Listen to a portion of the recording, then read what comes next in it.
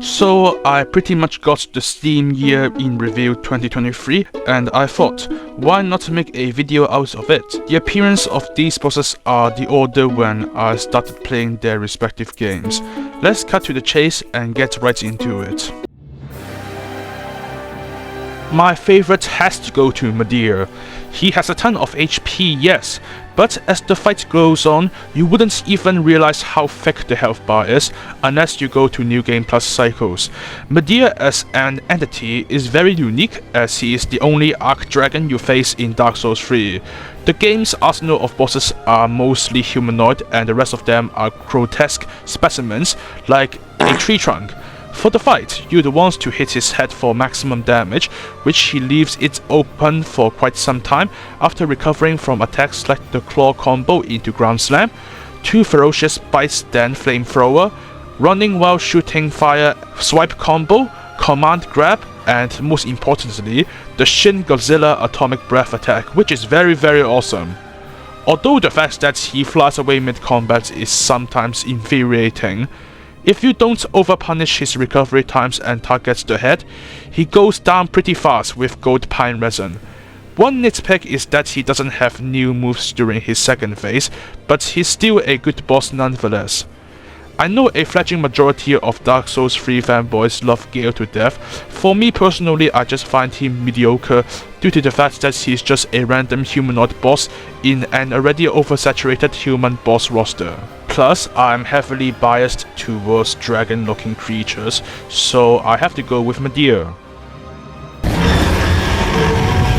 Alatreon is a way better fight than Fatalis. Change my mind. His event quest changes starting elements per day, and I very much prefer Ice Element Alatreon, as the fight complements very well with the Great Sword. You can punish almost everything. The Ice Cold Shower, just sling a shot into level 3 TCS and level 1 health augment will do. Icy Breath, same thing as before but he's on the ground. Just roll into level 1 overhead when you are out of distance. Running away while summoning lightning waves, he usually does this when you are far from him, so you have to adjust your TCS levels. And if you're lucky enough, he summons a bunch of lightning after performing certain attacks. Don't forget to sling a burst after that overhead for a lot of damage. If you have evade window 3 or higher, this fight is almost as seamless as a typical Dark Souls 3 boss fight. Yeah, you can use elemental weapons, but it's the coward's move, although I do get blasted by Eschaton before I could kill him. Some nitpicks, however. I very much dislike him when he takes flight, hovers for eternity, and you only have a few openings for damage. Another minor inconvenience are the ice mines. Most of the times they don't do much, but when you want to land the TCS, they conveniently blow up right next to you. Other than that, a near flawless monster, and for those who are molding with him, 2 words. Get the— No! It can't be! No!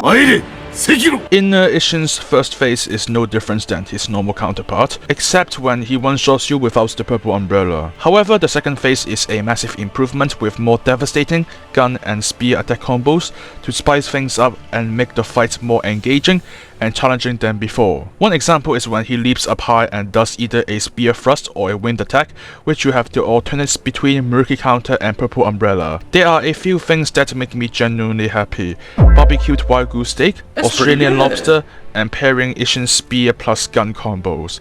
Once you mow him down, you can cheese him with lightning in the third phase. Inner Father would be my favorite if only did he reduce spamming his Raven Cloak and the fact we fight him in a small room. This is essentially a no-brainer. Parrying a Rancor's right hook is cool and all, but have you seen anyone parry Darth freaking Vader? Not even Luke or Obi-Wan can pull that off. Regardless, his demeanor changes during the fight and is very lore accurate. In the first and second phases, he primarily uses one hand to wield his lightsaber just because he remembered eating Seer off the interrogation platform and refusing to take us seriously. Until we dropped a bookshelf on him, he uses 2 hands to hold his blade and even using his 5 million force power to block our lightsaber in the interactive cutscene. Classic Vader, always playing with his foot until it's too late. His 3-point lightsaber combo will have longer follow-ups in his last phase, and I gotta admit, the Claymore upswing got me good on several occasions. Sia has come a long way, from barely touching Vader to gravely wounding him. If only she didn't use the final move, she would have won the duel. Hello, Peter. Dr. Octavius was a good man with a good heart, until Norman Osborn bullied him into almost bankruptcy, and the Arms capitalized on that exact timing to corrupt him into the final boss of the campaign. When we eventually confront him, we'll have to wrap him up completely in order to even get close to him without getting hit by his arms and punch his face multiple times. Sometimes we engage in a little bit of the floor is lava and we'll have to yeet him back to the fighting arena. The final phase just seals the deal on why he is my favorite Spider-Man boss and villain. Just two former lab partners beating each other while spilling out their heart's content, and it serves as a testament to Sony's excellent writing skills. Goofy looking Elder Dragon that can kick your ass, my instant favorite.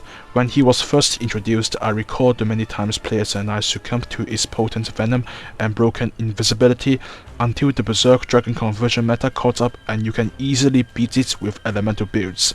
However, the reworked recent Chameleos you face in AR 250 or higher is much more challenging.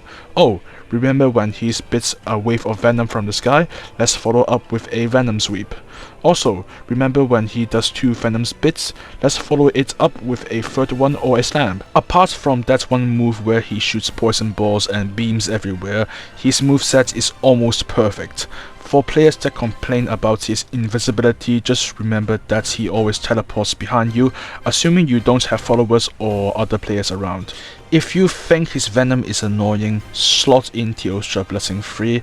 Me personally, I wouldn't, as the venom makes him special. While making this list, I debated whether to put Afflicted Furious Rajang, but decided to double down on the lizard, as the monkey didn't have obvious changes to his attack patterns. Augmented Human C4621. In my opinion, this is the best boss FromSoft has ever cooked, even better than Sword Saint's Isshin. You what? Hear me out, fellas. First of all, the subtle yet fantastic storytelling. At the start, we clear out all arena programs without thinking much when Allmind was using the data we generously provided to craft the closest replica ever to 621, Kate Markson. Then, we have the saltiest mech in the solar system, Iguazu. He first made a cameo in Attack the Damn Complex mission, and if you didn't betray him, he would be insignificant in your first playthrough. By the time you got into New Game 2+, you pretty much rack up a bit of Iguazu kills. Mans was so butthurt on losing, he had to merge with an omnipotent AI in order to have a chance to kill you. What makes Allmind plus Iguazu such a good villain is that they are the same with 621. They have the same vision of Koro coexisting with augmented humans via Koro release, but Allmind wants to monitor over Koro release and refusing human intervention, whereas Air wants to pull the trigger ourselves. With a bit of salty comments from Iguazu, you have the perfect antagonist. Second, the nail-biting fight. The first phase is essentially a typical Dark Souls 2 boss fight with Sekiro posture bars, which can be very annoying when I have to S-rank it. The second phase is also a gang fight, but you can pretty much ignore the sea spiders since the game generously alerts you when they attack and you pretty much dodge out of the way of the purple lasers. They also get one shot once Iguazu disconnects Air and Allmind from their controllers, so there's no reason to engage them when the salty mech's on your tail 24/7. The 1v1 is peak AC6 combat, 2 mechs with the same purpose duking it out with dual Zimmermans and Moonlight claws. And Allmind's last words convinced me why this should be #1 boss for Armored Core 6. You were a mistake, Iguazu. 10 out of 10 for realism, especially applies to my YouTube channel. In the end, Iguazu was too salty to realize the skill difference. I actually had 4 more bosses to talk about. Due to the fact that I ain't going over the 10 minutes mark, I'll stop yapping now and rapid fire the rest. Hate Iboshi is my favorite Nioh 2 boss, while Knight Artorias and Sin the Slumbering Dragon are my favorite bosses for Dark Souls 1 and 2 respectively. For Lies of P, it has to be Romeo. And finally for Terraria, we have Plantera just because she's a plant. Now that I've talked about my favorite bosses in 2023, what about yours? Which bosses do you like killing in this year? Let me know in the comments below.